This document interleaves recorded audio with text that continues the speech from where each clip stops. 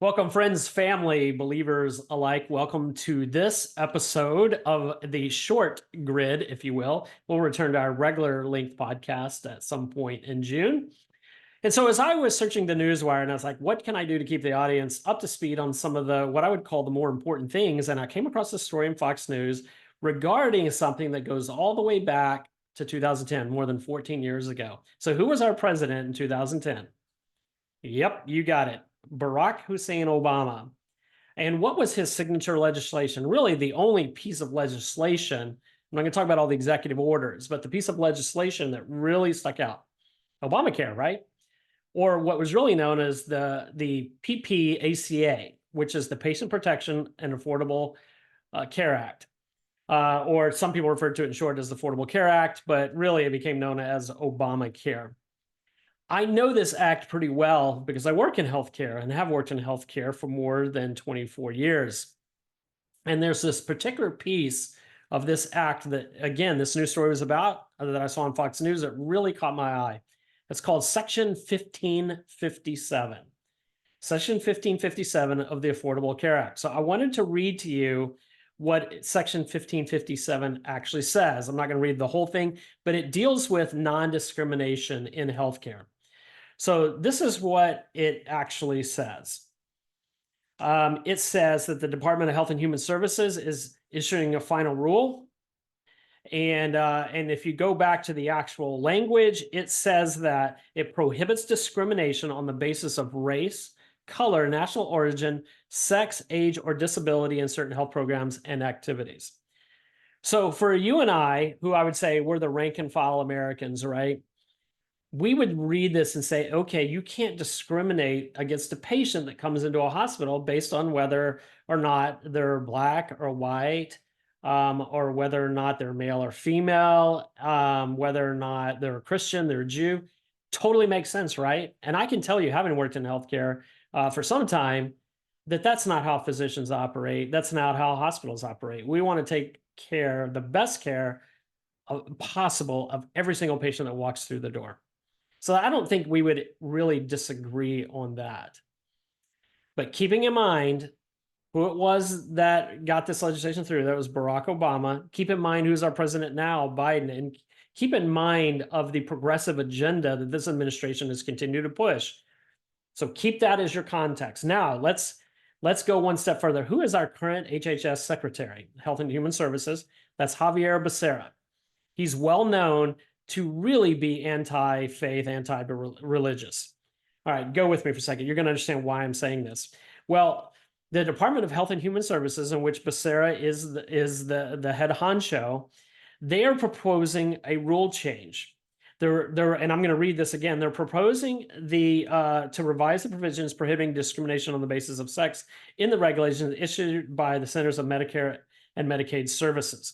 So what you have to understand is sort of the hierarchy. You have Medicare. That's what everybody really knows as, that's kind of the common vernacular as Medicare, but you really have Medicare and Medicaid. That's known as CMS. CMS falls under HHS, which is Health and Human Services, and that falls under the jurisdiction or the administration of Xhavier Becerra, the secretary of all of HHS. So that's why it's important. Okay, so remember, Section 5057 of the Affordable Care Act prohibits discrimination regarding health programs.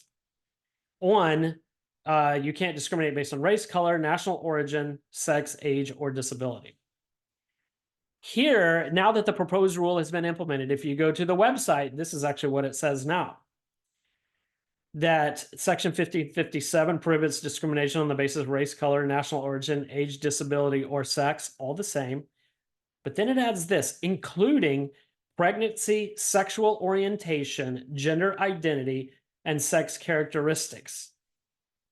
Folks, this is why the words matter. If you go all the way back to the Civil Rights Act that also said you cannot discriminate based on sex, in recent years, the federal government has said what the writers of that legislation meant was to include gender identity and transgender and those things.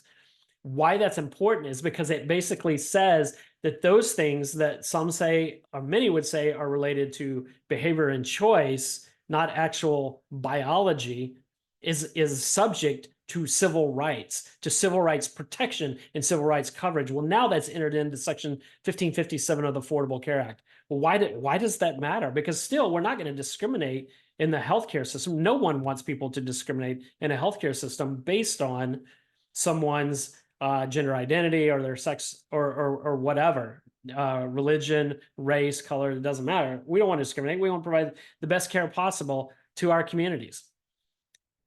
Well, the reason that matters is because now we have to go, what is the definition of discrimination and how that is being applied in today's world?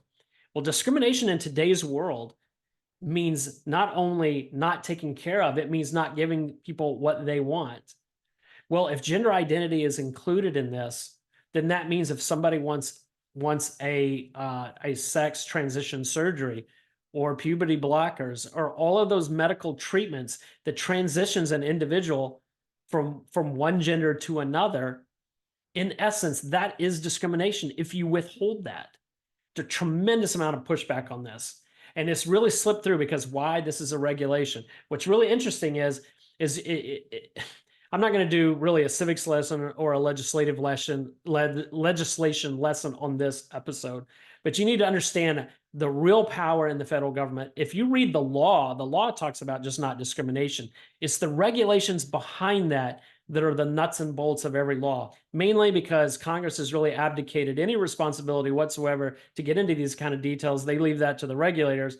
Unfortunately, what that means is the lawmakers are held less accountable and that regulators have almost unfettered power.